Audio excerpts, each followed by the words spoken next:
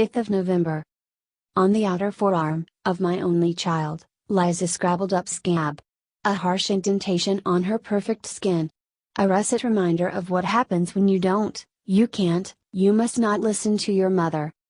And I am thankful that this is the only physical reminder of this test of willful tyranny, that is my daughter's fiercely mandated independence. Endlessly thankful. Dialing back to the scariest afternoon on record, thus far, my daughter and I were visiting the ranch where she gets to ride, and wash, and saddle up horses. It is her favorite place on earth. She experiences a lot of freedom there because the ranch is self-contained. There are few drivers. Most vehicles on the road are golf carts.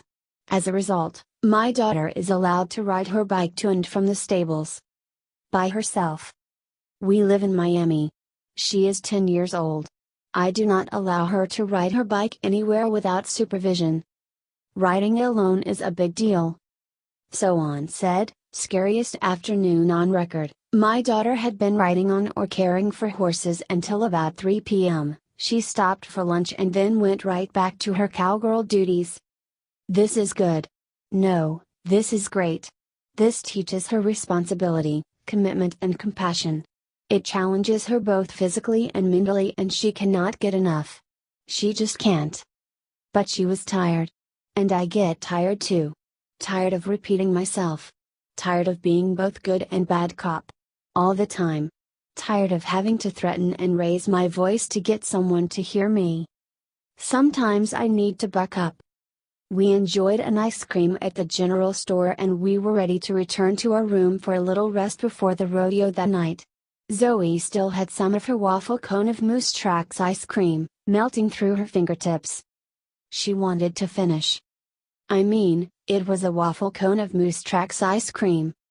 I asked her to get her bike and bring it to the golf cart. I would make sure it was buckled into the back seat, so it was safe.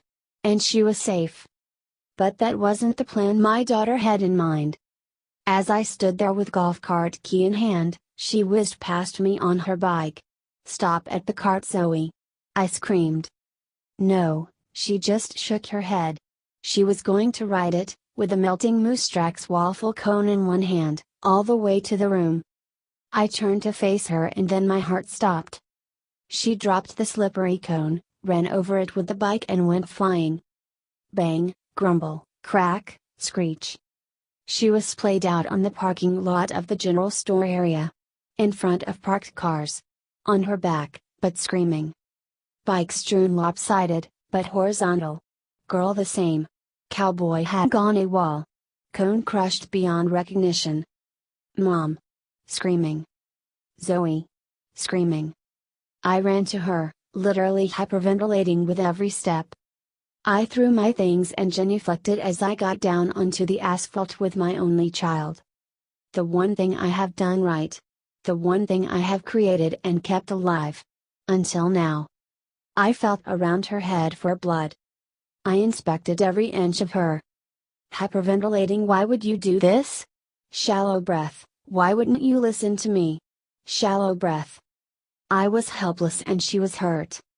How would I live with this? How would I explain that I allowed this to happen? I have never been more scared in my life.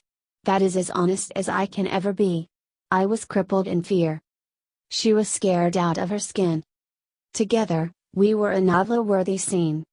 She was scratched up and bruised, bleeding from spots, but not broken. Nothing was broken. Thankfully nothing was broken. Except her spirit and my heart a little. I put her and the bike in my cart, and went inside for some first aid supplies. I came out and the girl was crying hysterically. "I'm sorry I didn't listen to you. I thought I could get back to the room. I won't do it again. I'm sorry." I am not sure if she was scared more of me, or of what happened.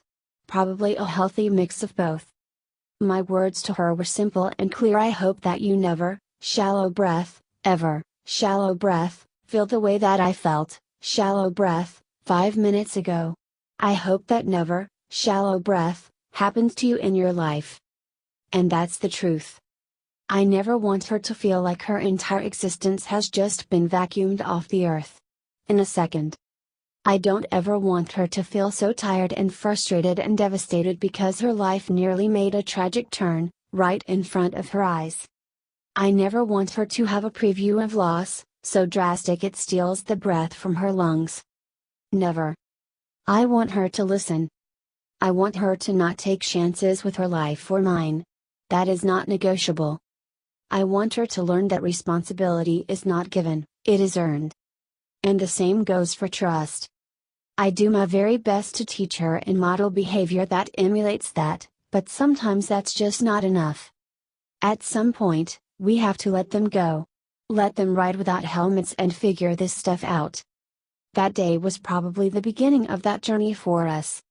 We still have scrabbled up scabs, the both of us, hers on her arm, mine on my heart.